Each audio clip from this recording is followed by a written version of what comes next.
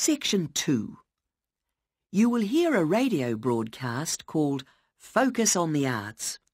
First, you have some time to look at questions 11 to 16 on page 4.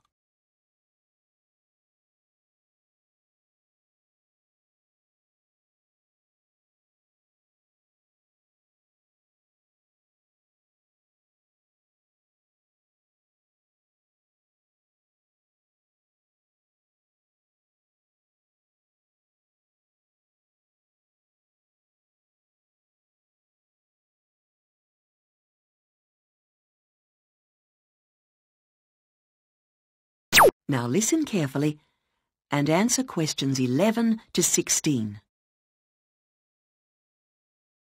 Hello, and welcome to Focus on the Arts.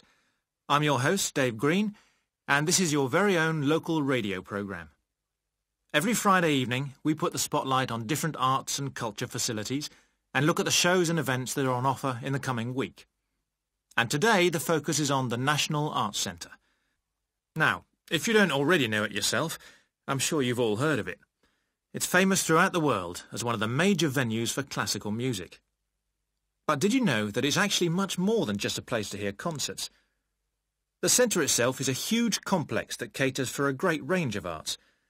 Under a single roof it houses concert rooms, theatres, cinemas, art galleries and a wonderful public library, as well as service facilities including 3 restaurants and a bookshop. So, at any one time, the choice of entertainment there is simply enormous. So, how did they manage to build such a big arts complex right in the heart of the city? Well, the area was completely destroyed by bombs during the war in 1940.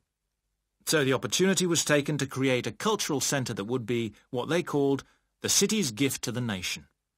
Of course, it took a while for such a big project to get started, but it was planned in the 60s, built in the 70s, and eventually opened to the public in 1983. Ever since then, it has proved to be a great success.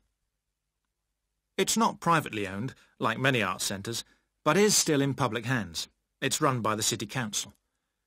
Both our National Symphony Orchestra and National Theatre Company were involved in the planning of the project, and they're now based there, giving regular performances every week.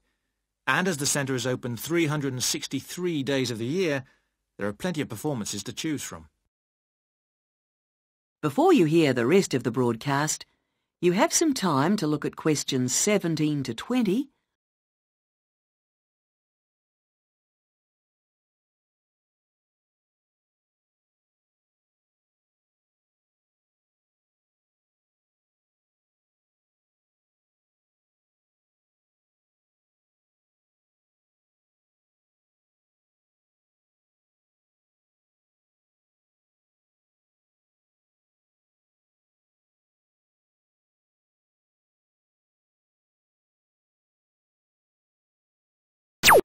Now listen and answer questions 17 to 20.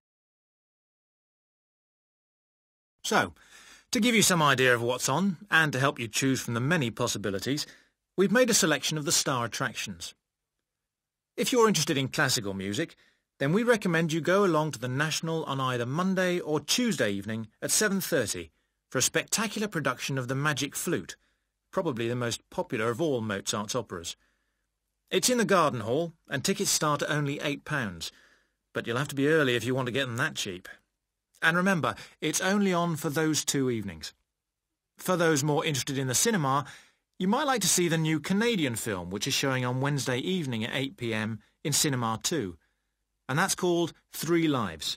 It's had fantastic reviews, and tickets cost just £4.50, which is a reduction on the usual price of £5.50. So, it's really good value, especially for such a great movie. But you can see the centre's main attraction at the weekend, because on Saturday and Sunday, 11 a.m. to 10 p.m, they're showing a wonderful new exhibition that hasn't been seen anywhere else in Europe yet. It's a collection of Chinese art called Faces of China. That's in Gallery 1, and it has some really fascinating paintings and sculptures by leading artists from all over China. And the good news is that it's completely free, so don't miss it. So why not go along to the National Arts Centre next week for one or all of these great events? and you can always pick up a programme and check out all the other performances and exhibitions on offer, or coming soon, on almost every day of the year. Next week, we'll be looking at the new Museum of Science. That is the end of section 2. You now have half a minute to check your answers.